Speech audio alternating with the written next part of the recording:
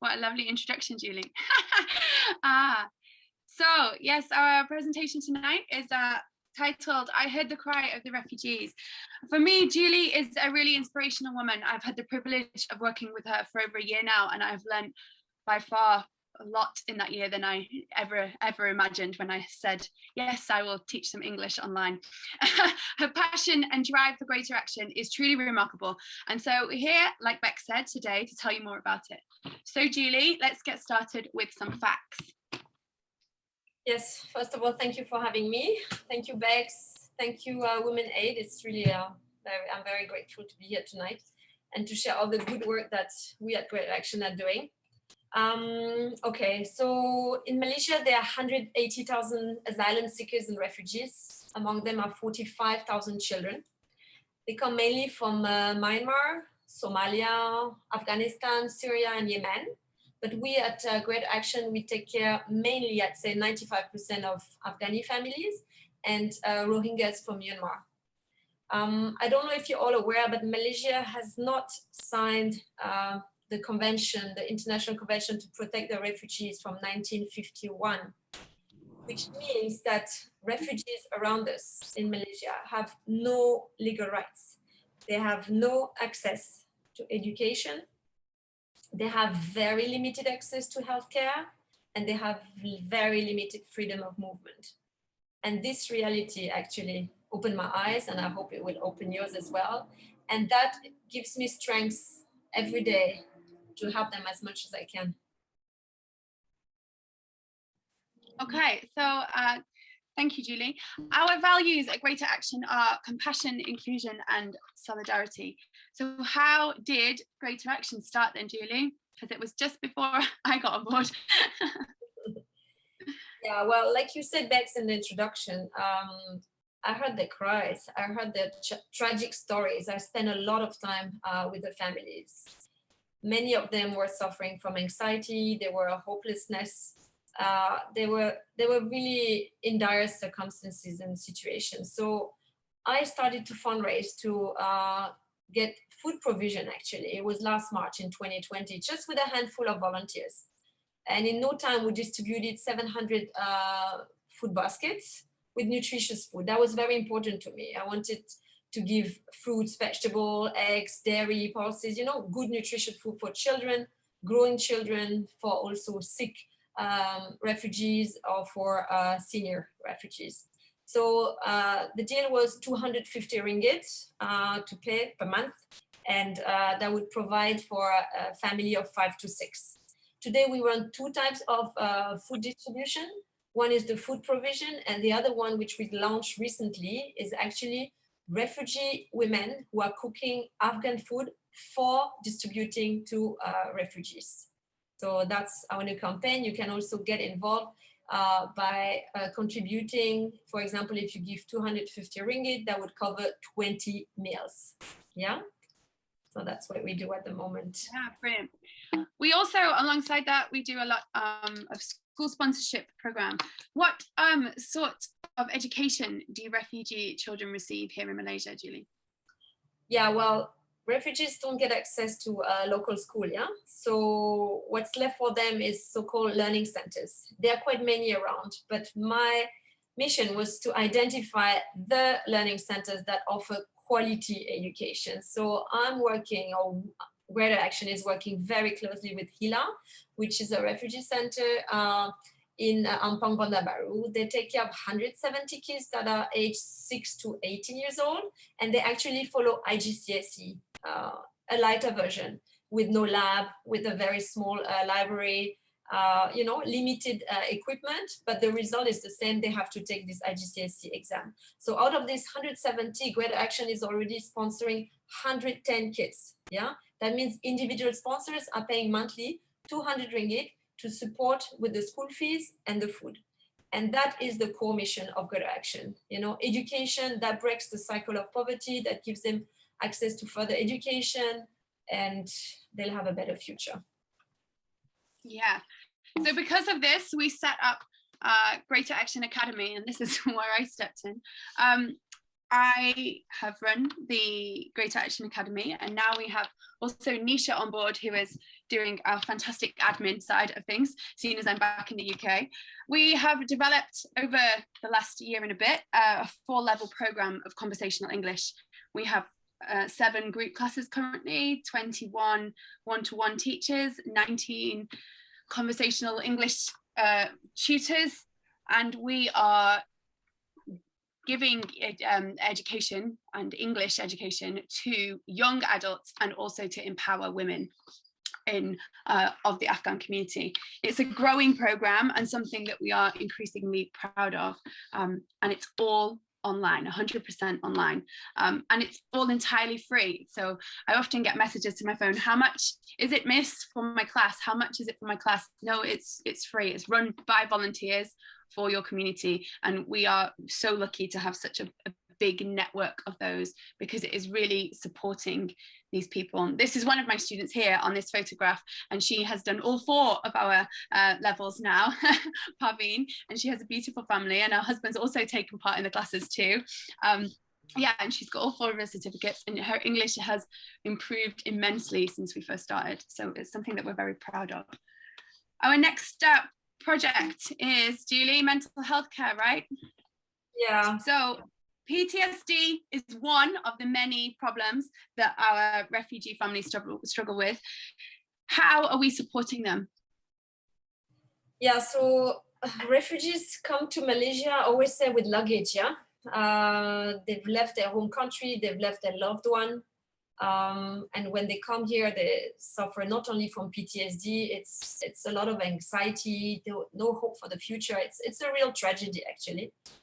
And when the pandemic struck last year, then there was a lot of depression and the situation just got worse. So at that point, I met Aglaé. She's a yoga therapist. And together we decided to create Greater Action Mental Health and to help those women to deal with their emotion, as simple as empowering them and teaching them tools and techniques when they have a panic attack, or when they can't sleep, yeah, or when they fall into depression. So today we have actually a team of holistic experts in different fields, in Reiki, sound therapy, meditation, EFT tapping technique, EMDR, the eye movement therapy. We have also a nutritionist on board. We have Dr. Gladys, our GP, and we support already 15 women. We have 10 therapists, Malaysia and from India. We do one-to-one session, we do group session, and I can tell you that the women have transformed, and we hope to expand. We need more therapists. We're only looking for holistic therapists who are really keen to empower those women. Yes. We're definitely keen on the holistic therapy because we don't have the money to pay for the drugs. That's how it works with us. Okay, and moving on as well is our maternity care. We have lots of new mothers that come. Lots of ladies come pregnant to Malaysia, or they come with a brand new baby. How you could ever make that journey with a tiny baby, I really don't know. They have such courage. So how are we supporting the new mothers for Greater Action? Yeah, actually, it's not courage, it's that they are forced to flee. We should never forget that. They're forced to flee their countries, no matter what they are going through. So I always say that being a refugee is already very tough in Malaysia, but being a pregnant refugee woman is just horrible. If you come, it's your first baby, you've cut off the contact with your family at home, and you're so lonely. And that's when we decided to have a support group, help those women with the pregnancy, before delivery, during the birth, and afterwards. So we assist, try to find sponsors to cover the delivery charges. And we have a quite big now breastfeeding group, which is run by Miss CATERING. She's a local Chinese expert in breastfeeding, guides a woman. And then we have other expatriate volunteers who help with, like, they act as buddies. That means they give one-to-one counseling, guidance to this woman for all topics related to the baby. So I'd say this group is more like with listening ears and a lot of guidance. Yeah, we replace, so to say, the family environment, because again, these women are alone here. Yes, and we have already given birth to 8 babies. So in that group, we have 10 women, 2 are yet to come, who are about to deliver. And we have 3 volunteers to run this group. Yeah, brilliant. Next on our list, oh sorry, my computer keeps freezing. What you see most of if you're looking at our charity is material donations. So apart from the obvious food and jobs and money, what do our refugee communities need the most? Well, I would say there's nothing they don't need as long as it's in good condition. So we collect and distribute household items, children material. We collect anything that can improve their life. You see, a mattress to sleep on, storybooks for kids to read. They don't have access to Netflix, for example, or to the TV. Educational toys, art supply, you know, to keep them engaged. Even kitchen items like oven. You know, AFGHAN, for example, they have this tradition of making bread every day. So without oven, they're really feeling difficult to make it with the hand. We of course collect secondhand devices, whether it's a phone. Usually a family has one phone and they have to manage their day-to-day life, their online classes. It's quite difficult. Laptop is something we don't even dream of, but that we truly need. So for that all collection department, we have Nisha, who is amazing, and she coordinates, she collects it all and then arrange it in such a way that we can share the cost among the sponsors and distribute to the family. Yes. Yeah, brilliant. Okay, what is going on here? Okay, sustainable livelihood projects. Now, one thing to note about Julie, she's probably not going to like me to say this, but she's in for the long haul. She doesn't go in and dump aid and then run away and say, okay, see you later, you've had your help. She is she's there, she's ever present and there for the foreseeable. So which is why these sustainable livelihood projects to us are so important. And I have had the pleasure of working with this lovely lady who is Zarin, one of our bakers, and seeing how her life has been turned around in such a short amount of time.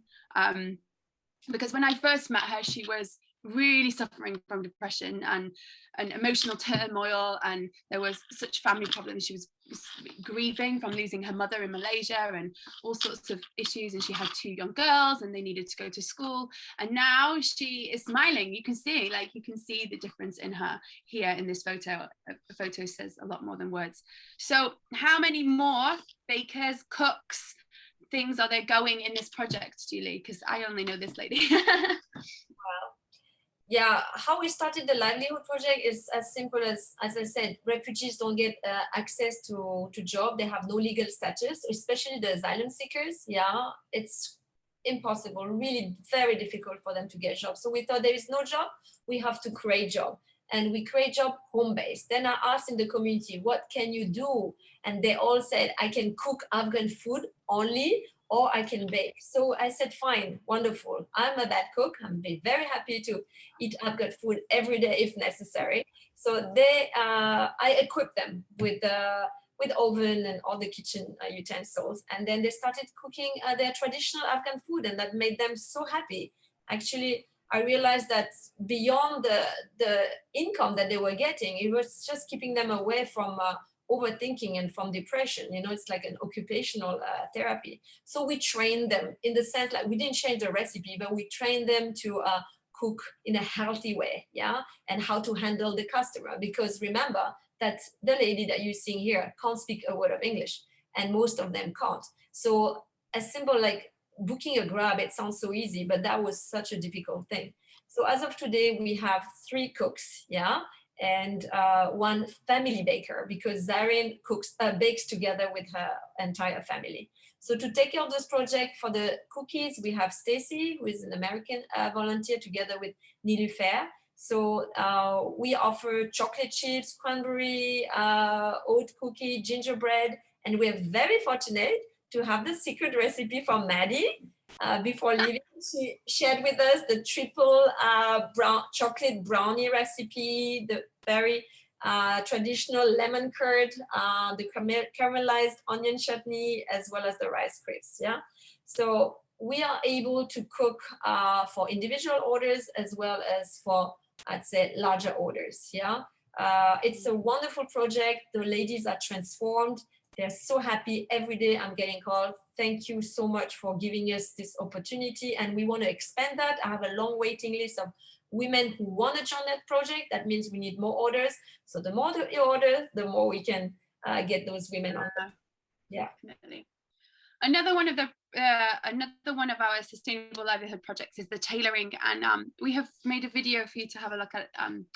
This lady here is the lady who's speaking in the video. So I will just click play and let you have a watch. Thank you.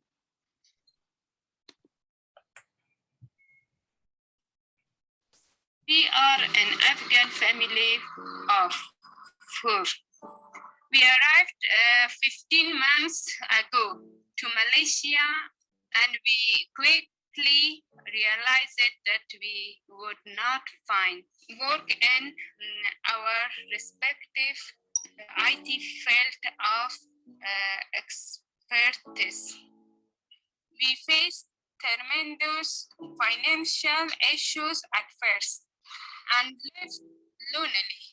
We were forced to borrow money to pay for our rent and get basic food on our plates.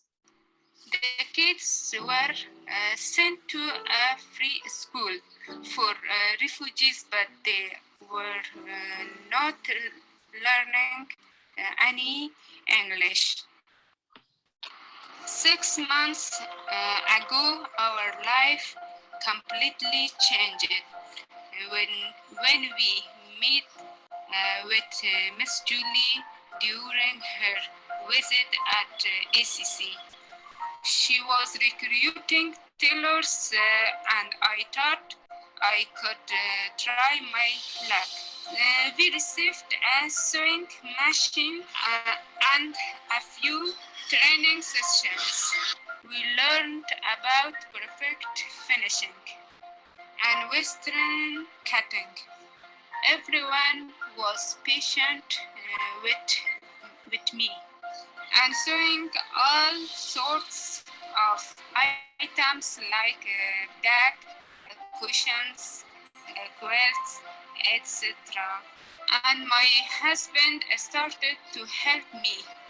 He was observing daily and trying out his skills. He knew he had to learn sewing. I became his teacher, and now he is better than me. Thanks for greater action, we are able to make a decent living and cover some of our main expenses. Miss Julie helped us to move the kids to Hila, a school that offers quality education to refugees, and she also provided us with food provisions when needed and supported us with our medical issues. We are blessed to her meet with the team of Greater Action, and we can't feel so lovely.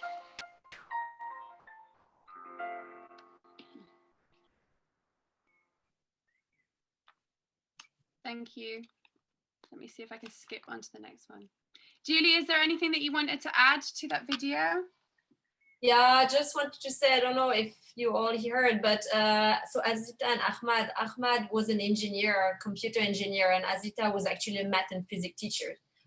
She also joined the academy because her English was not good when she first came. And she just had very little knowledge of sewing.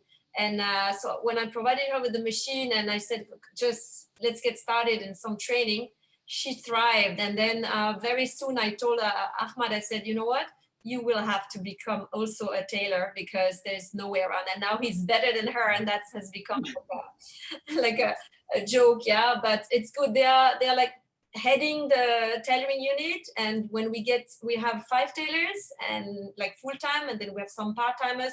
They are the one helping out, welcoming, training, coordinating, and so on. It's beautiful to see this family. Yeah, they're such a lovely family. Such a lovely family. Okay, I'm going to move on. I don't want to play that again. Come on, computer. There we go. Okay, so our final project on the go at the moment, and we have quite a few, is art gallery. Is our art gallery, looking for the autumn. What role is art playing within Greater Action at the moment then, Julie? Yeah, we've actually, it's avant-premiere. We've not launched Greater Action Art Gallery. Just wanted to share it with you. So when I met Lila is 19-year-old. She's a refugee from Myanmar. She's Rohingya. She was painting and hiding. Yeah, her mom was actually not supporting her. And I saw some of her painting. This is one of them. And I said, wow, that is a hidden talent. It's not, that needs to be brought to the public. So I provided her with art supplies, spoke to her mom. Somehow we came to some agreement, and I realized that, yeah, I want to help more young artists to paint, to express themselves. And we're planning for a virtual and physical exhibition maybe in September with an auction. We have 10 artists already. They are, as I said, from Myanmar and Afghanistan, and they are very, very talented. So we have a lot of hope for this project to be launched. Yeah. Exciting. It's a nice one. It's exciting. And it's young children as well, younger students, which is lovely. Just before we round up, we'd like to share with you our team. We are a true international group, really. There is 9 of us here, but with Julie leading the way. She has a very dedicated team. And behind this, I would say that there are over 100, more than 100 volunteers working like in the shadows, without a doubt. The Academy has 50 alone, and I know that for a fact, and we've got 10 for the mental health, and then you add on the amount of sponsors that we are and the benefactors that we, with donations, we have a massive network, and for that it is all driven by Julie. So that's the inspiration by it all. It is driven by you, Julie. She's gonna hate me, but it is. It's definitely all driven by her. So moving on, how can they help us, Julie? What is our final message before we you can help with in a simple way. You can donate, sponsor a child's education. That makes a true difference. I've seen too many dropouts. I've seen kids who were not schooling for 2 years. That is not possible. Yeah. School fees is very important. Food provision, nutritious food provision makes a whole difference. You could donate to support a child delivery or medical expenses. I see again too many families who don't even go to an ophthalmologist because it's 200 ringgit and they can't afford it. And then their small problem becomes a big problem. You can help us fundraising just at your own level or through a CSR project or a corporate initiative. And you can volunteer your time, your skills, your talent. You can teach. There's so many. Yeah, time is important. Yeah. But my message to you tonight is, please don't forget that refugees they are forced to flee. It was not their choice to start with, right? But they are all human beings.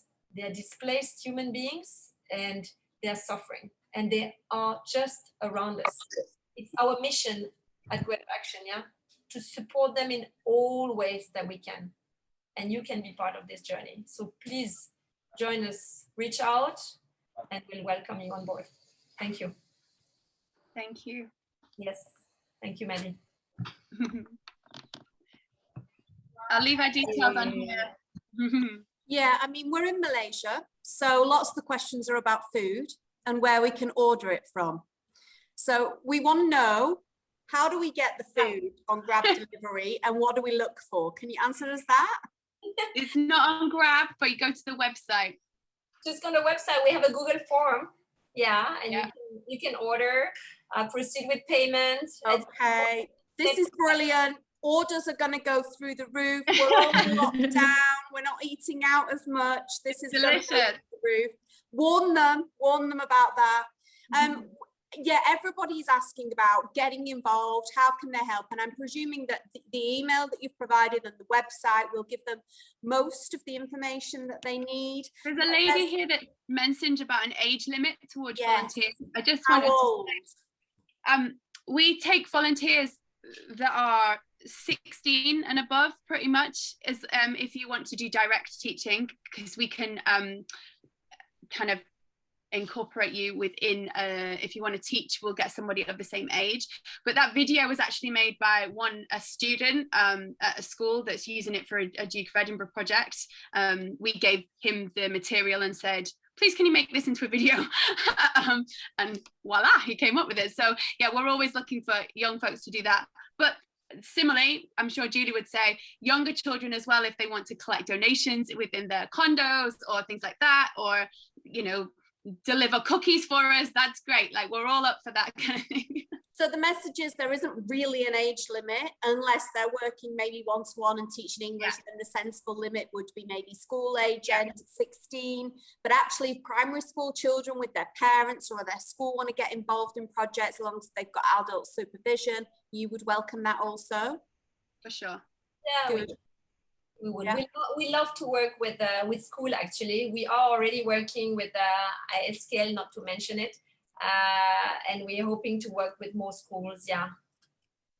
That's wonderful, Julian. I really, it struck a chord because in my history as a head teacher, I've worked with a lot of charities, and I've never wanted to leave charities vulnerable when you withdraw, whether you don't send the financial support. And I love the fact that you have focused on sustainability and you know, enabling them to learn skills to provide for themselves. Now, people are also asking, is this organisation based in KL only? What about if people are based in Penang? How can they get involved there?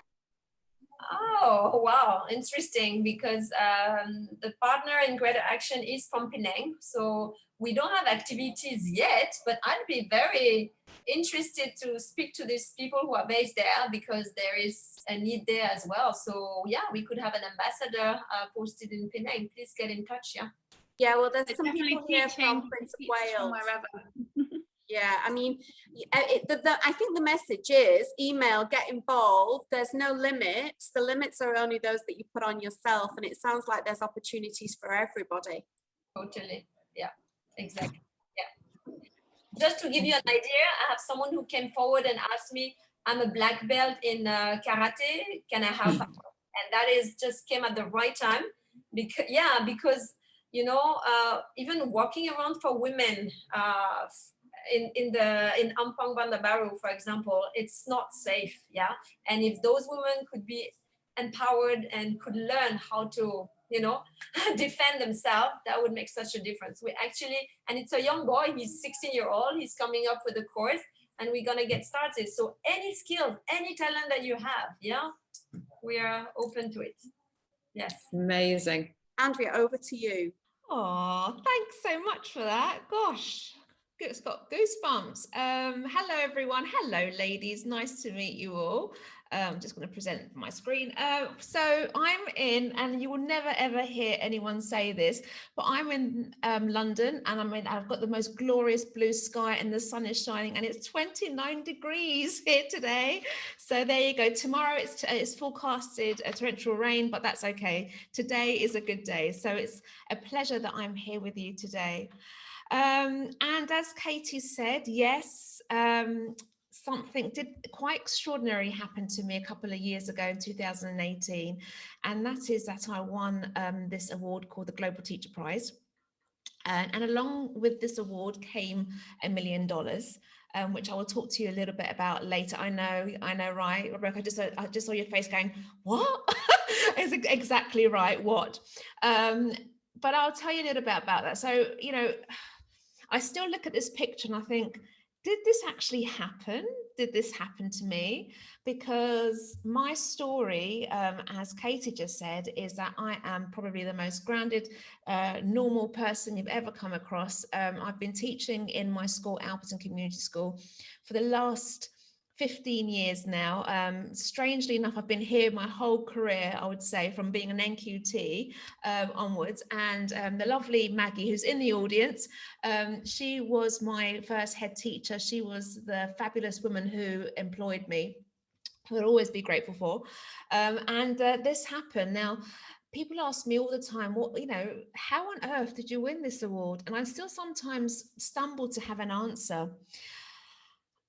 That's the answer. I don't know, because the rest of the colleagues behind me, they were also part of the top 10. So the funny thing is that I knew of them. I knew of many of them. The gentleman behind me, standing behind me right in the center, his name is Glenn Lee, and he was leading a robotics project, which my friend, the ICT teacher in my school, was using as a case study to teach her students. And then right to the left-hand side of the screen, you have a gentleman there called, and his name is just gone, Eddie Wu, that's it, Eddie Wu. And Eddie Wu, his story is beautiful. His story is that one of his students had leukemia, and in order for him to be able to teach her, he decided to film his lessons and put them onto YouTube. And as a result of that, he now has a fantastic film company, and again, it's on YouTube, called WooTube, and with millions of followers and subscribers. So all these incredible human beings doing amazing work for their communities. Then you had me in the center, little old Andrea Zafiraku, who was teaching arts and textiles to her students. And where are her students? Her students are in, as Katie says, we are in the London Borough of Brent, and it's an inner city school. And many of you would think, wow, okay, London, very rich area, very rich community. But if you actually were to dig a little bit deeper, you see that most of our students suffer from poverty, neglect, and at the moment, the domestic violence rates is going through the roof. But yet there's something special about our students, and that's because we promote the word inclusion. I think that's the key word, that we include them in everything we do.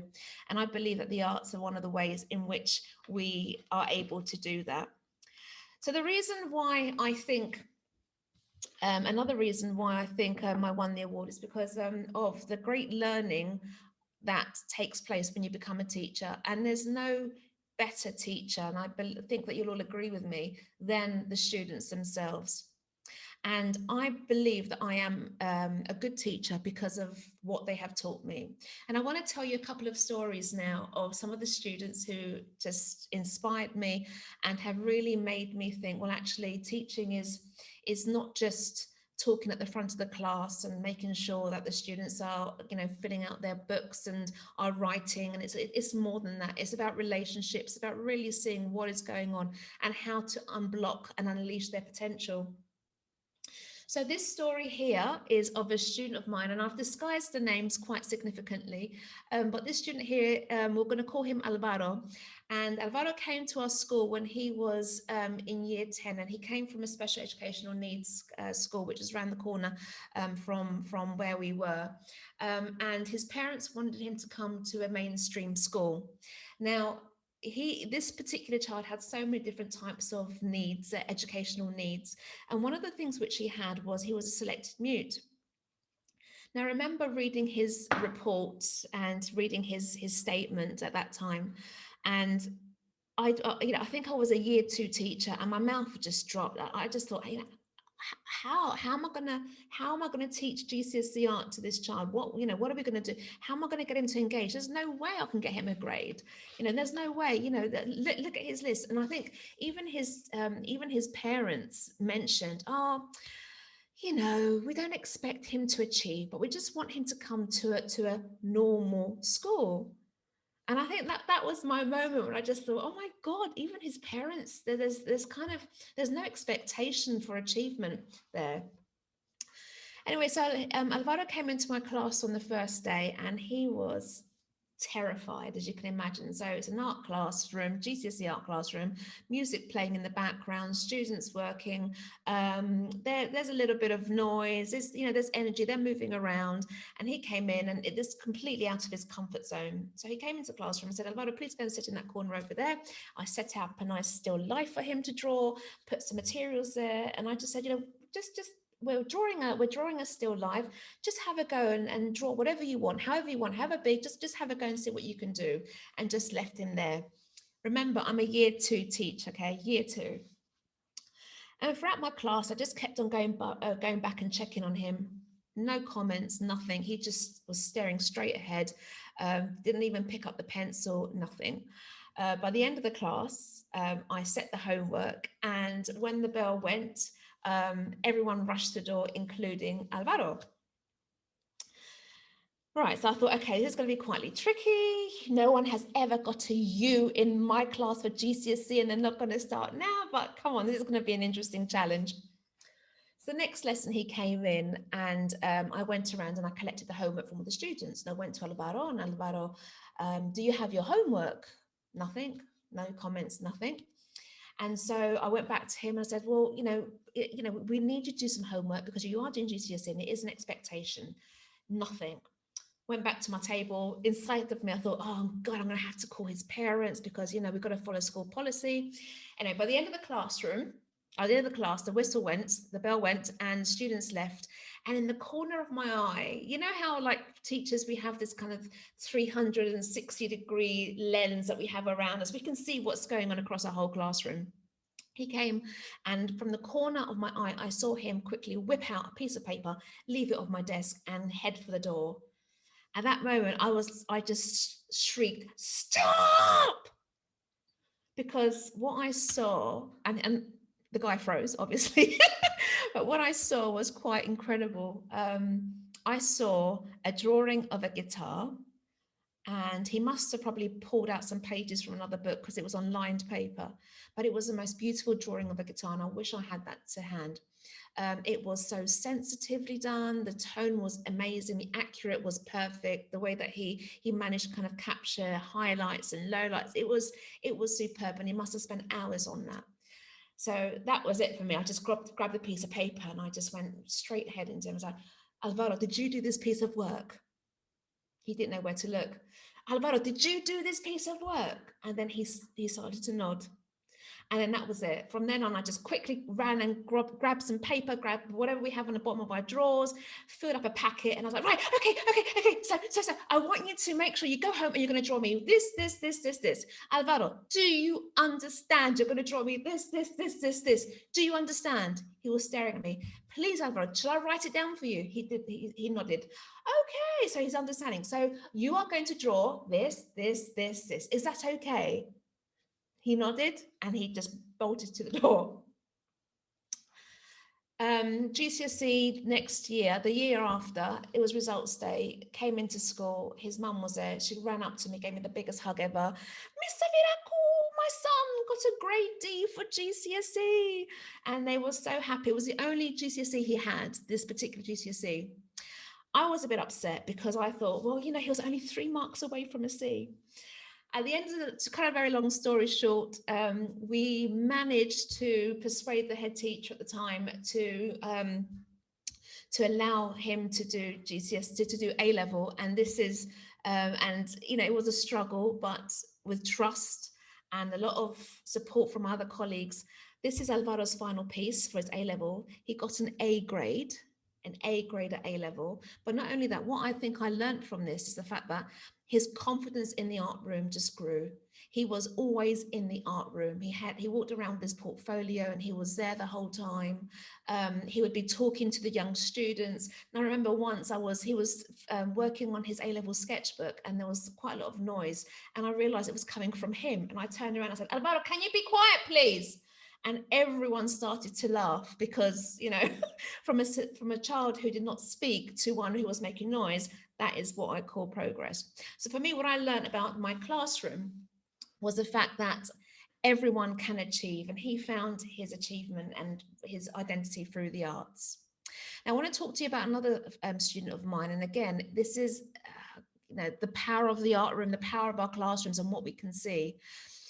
Rena was a student who was, the perfect child. She's our ghosts, right? She sits in the classroom at the back, perfect, doesn't say a word, homework in on time, never sets a foot wrong, the ideal student. This was her final GCSE piece, but that's a problem because her sketchbook coming up to this final piece of work was completely different. So somehow something was going on during that time while she was creating this art. We managed to ask her to come back the day after her exam, and obviously she was terrified. Miss, sir, what's wrong?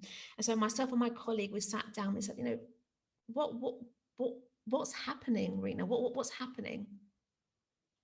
And then that's when she disclosed to us those signs, when she was, you know, when she rolls down the sleeves, her body tucked in like this. And then she disclosed to us that she was self-harming, and she was really upset because her parents wanted her to marry in 3 weeks' time. She was going to leave the country, and all she wanted to do was to be a nurse. So you can imagine our shock and our surprise, and also our understanding that, you know, this piece of artwork in her eyes was a cry for help, that this was the way that she was communicating that she didn't want this future ahead. She didn't want to look this beautiful. And please, can someone help me? Thankfully, we've managed to get the services, the social services in place, and things were looking brilliantly for Rena. She, just to let you know, she didn't become a nurse. She actually stayed on, did medicine, and became a doctor. And this was probably about 10 years ago now. So I think that the one thing that gets me through, that has inspired me through my life, is looking at women and looking at the female role models that I have in my life. And there are so many women, and they all seem to be women, but you know, that's what I think is really important, the fact that there is something powerful about sisterhood that we've got to connect with, and we've got to keep intact and support each other and guide each other and challenge each other as well. And I've just put on the screen a few of my fantastic role models, and there's our Maggie there. And the reason why Maggie is and will always be one of my role models and the most inspiring woman I've ever met was because, first of all, she was the person who saw my potential when she recruited me. And I remember sitting in our interview, and I was showing her my work. I looked up and I just thought to myself, I want to work for this woman. This woman's incredible. She's inspiring. Look how she commands the room. Look how she's commanding the interview. Yep, this is where I want to be. And as a result of that, I was just, you know, inspired continuously by Maggie. And the two things which I think that she taught me was, the first thing was that high expectations is what we need to have for every single child in our classroom. And there's no teacher should ever think that a child can't do it. It's our job to find a way that they can. And I just love that about her. The second thing which really inspires me about Maggie is because being a school leader, as we all know, is a very tough and lonely job. But she always had time for us. I remember once I don't know if she can, but I was in tears. I burst through her door. In tears, personal crisis, obviously, but she was there. No, just calm down. It's fine. Like, we'll sort it out. Tell me what's going on. And the importance and the value that she had, not just on the students but on the staff, I thought was just inspirational. And that's something that I try to follow as well. The fact that our staff are important just as much as our students are. And the other colleague I've got on the screen is a very dear friend of mine who, again, I work with at Alberton. Her name is Miriam Manderson. Now, the thing that that inspires me about Miriam is because, she was my peer on the senior leadership team, but she had this resilience. She was never knocked down, and she struggled. She's now a head teacher in a school in Harrow, but to get onto that, or to receive that head teacher position, she really had to go through some difficult and challenging conversations and self-reflections, knockbacks, and as a result of that, she did that with grace. She overcame with a smile, and was able to self-reflect and continue to be motivated and continue to grow. And the one thing that I've learned about Miriam was that she always asked advice from others. She didn't expect to know everything. She didn't expect to know the answers to everything. She'd say, Andrea, what would you do? and even to an NQT. What would you do? What do you think is the right way from that? And I love that about her. And the final gorgeous person on my screen is my granny. Now, this granny, I mean, you know, unfortunately, she's left us 10 years ago. But there's not a day, there's not an hour, there's not a moment where I don't reflect and just think, God, that woman, what the amount of love and strength that this woman has given, not just to her own children, her grandchildren, but has come for the whole community. This is incredible. And this is a woman who has had a very tough life. You know, she was sent as a house worker, as a maid in Cyprus when she was younger to help support the family. And obviously in those days, you know, these young ladies, they were abused and raped by the masters of the house. But yet she still had the dignity to raise her own family, to be highly skilled, highly intelligent, and to be able to raise and be the, I like to call her the godfather, because she does remind me of Marlon Brando's godfather in the movies, that the head of the house in my family. So she's somebody I'd never forget. And I want to talk to you about my 3 10% braver moments, because I think it's only right, because this is Women's Ed, to share these stories with you. So the first one was when I was I think it was, yeah, year 10. I was studying my GCSEs, and prior to that, I wanted to take art GCSE. You know, art is my language. It's the one subject which is natural to me. I'm good at it, and I wanted to be able to take GCSE. But my parents said no. They said no, take history instead. There's a clash. You can't do it. History is much better for you, and you know your sister will help you because she's done history. So a month later, I went to my parents whilst they were having their dinner, and I plucked up the courage and I just said, Mom, Dad, that's it. I'm going to take art GCSE and I'm going to drop history, and there's nothing you can do about it. And I've already arranged it, and that's it. And off I ran to my room, locked the door, thinking, oh, trembling. But as a result of having that braver conversation, a result of you know, having that challenging conversation with my parents, who, you know, have always respected, that's enabled me to get to where I am today. And I think they will agree that it's been a fantastic decision. The second conversation was, again, with my poor parents, God bless them, was when I told them that I was going to marry a black man out of our culture, and obviously being Greek, you know, is preferred, I would say, that we stay within the culture, because, you know, everything different is, everything not Greek is different, and different could be a bit tricky. So that was a very, very difficult conversation to have, but yet I had it. And as a result from that, things are just wonderful. And I'm still happily married with my husband. If anything, they prefer him, I think, to me, which is something we will talk about another time. Therapy will fix. And the third thing, which I'm going to share with you, is a conversation I had with the UK government.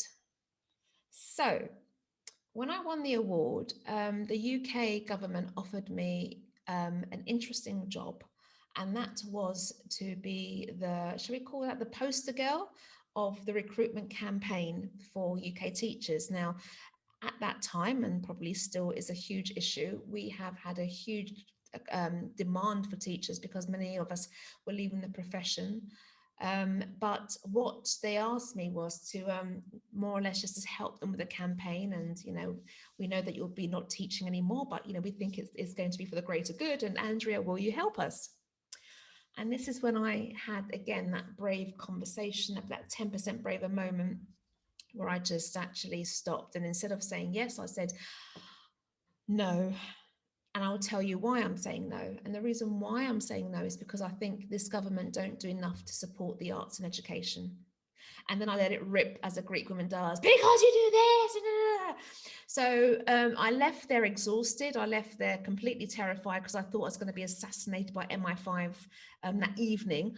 But there's no turning back. And as a result of that, what I then did was I set up an organization. So remember, I just won $1 million. What do you do with $1 million? You can't, you know, as a teacher, I always felt very, you know, I am who I am because of my school and because of the colleagues around me and the students around me and the opportunities that I've had. But I thought there's something that I would like to do to help other UK schools or other initially London schools.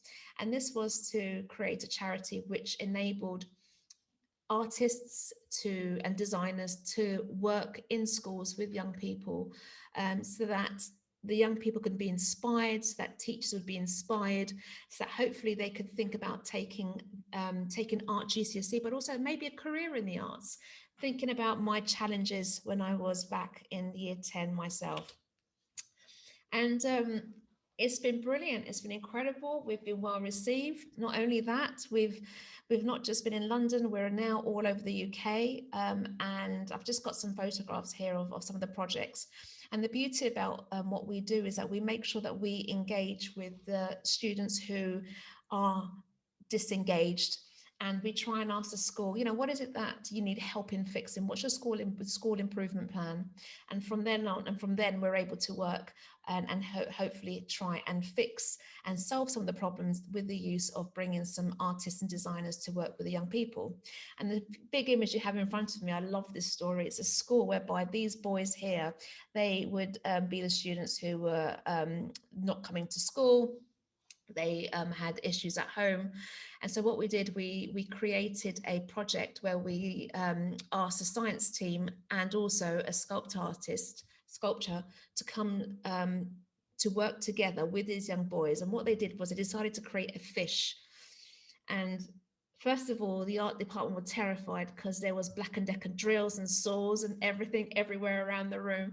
But these boys created this huge, incredible structure, which then the head teacher decided, I want this to be downstairs in my lobby.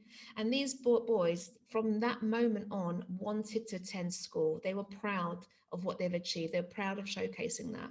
And this is what AIR is about. It's about, you know, trying to show the case that the arts are important, the arts are special, and that every child can benefit and can identify themselves with an art form if they're given the opportunity.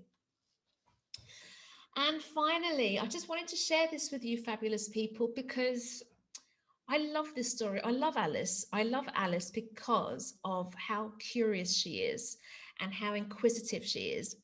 And there's one thing that I've noticed over the last 2 years whilst we've been suffering from this pandemic, and that's the fact that, God, aren't we amazing? Aren't teachers incredible? Aren't schools incredible? We do the impossible. We take curriculums, we take learning systems, and we literally take them out of the air and transfer them and put them into a computer screen and deliver the same quality, if not better. And we do that, and we don't moan, we don't complain. And that is the impossible. No other profession will do that. So I'm just going to read this lovely extract from Alice out. So she believes that there is no use trying, said Alice. One can't believe impossible things. And then the Queen said, I dare say you haven't had much practice. When I was your age, I always did it for half an hour a day, while sometimes I believed as many as 6 impossible things before breakfast. So as ladies, as women, as teachers, in a very challenging world, I think this is our motto, the fact that we need to believe the impossible, because impossible does come true. Look at me. I'm like you. I won $1 million.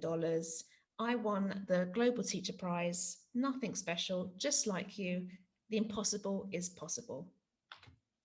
And just to finish off, everyone, I just wanted to share this with you. This is one of my favorite artists called Bob and Roberta. He says, no one makes art quite like you. So if I was to take out the word art and put in the word people, I'd like to donate this presentation to you all, because I don't think that no one makes people quite like you. Thank you very much, ladies.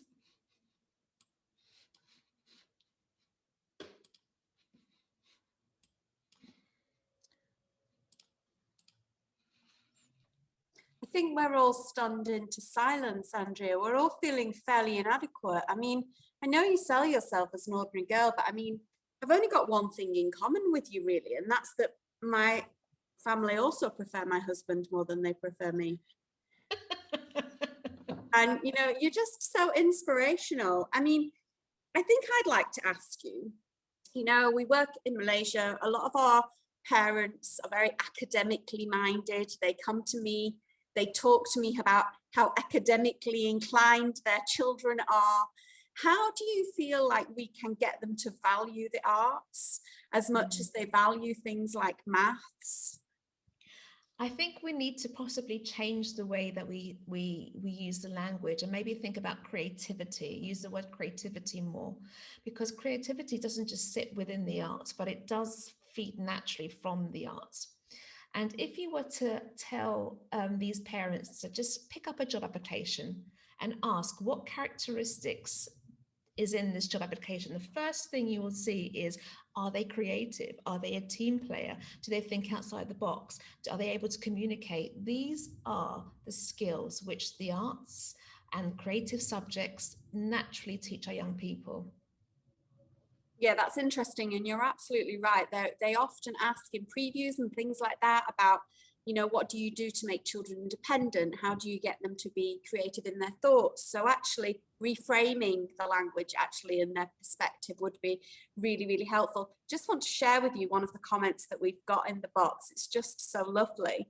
She says, I'm currently a student doing my GCSEs, attending this based on recommendation from a teacher. And I must say that this call has been incredibly inspiring, and I would like to thank you all so much as teachers and inspirational women. That's lovely. That's such a lovely, lovely, lovely comment. And, you know, thank you for saying that, because the one thing that I think teachers sometimes don't realize is the impact that we have on our students, especially our young girls. So it's lovely to hear that comment. And the thing is that you will then be able to, in your next, in whatever career you'll be able to do, you'll be able to inspire the young ladies before you as well. So that's wonderful.